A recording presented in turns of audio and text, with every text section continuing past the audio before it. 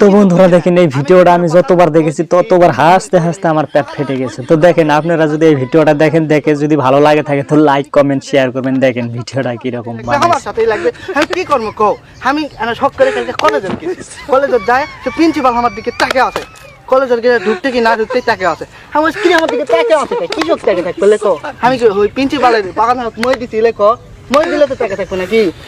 ওরা কিছু মনে করিনি, সোজা সোজা আমি চলে গেল কলেজের ভিতরে ঢুকে আমার দিকে পিউনও তাকে আছে, পিউনও তাকে আছে। কিরে পিউনের ধান তো মই দিছি, পিউনের ধান তো মই দেয়নি, তাইলো পিউনের ধান তো মই দেয়নি, প্রিন্সিপালের ধান তো মই দেয়নি, তাহলে তাকে আছে কেন? তাকে আছে কৃষক, আমার দিকে তাকে থাকা লাগে কৃষক।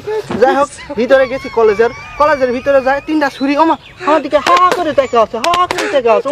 আমিও কি পাকা ধান মই দিছি, না হলে অবশ্যই আমার দিকে ক্রাশ খাচ্ছে, ক্রাশ না খেলে কি তাকে থাকতে হলে ক্রাশ খাওয়ার জন্যই তাকে আছে। যাই হোক যেটাই করুক তাকে থাকা দেখে আমি মনে করছি না নিজেকে গর্ববোধ মনে করেন যে আমার দিকে মেয়ে তাকে আছে রে, মেয়ে তাকে আছে, তাহলে আমার কপাল ভালো নয়। ওই জায়গার থেকে আমি ভিতরে গেছি, যা দেখি ঘন্টা দেয় না দপ্তরি, আমার দিকে তাকে আছে।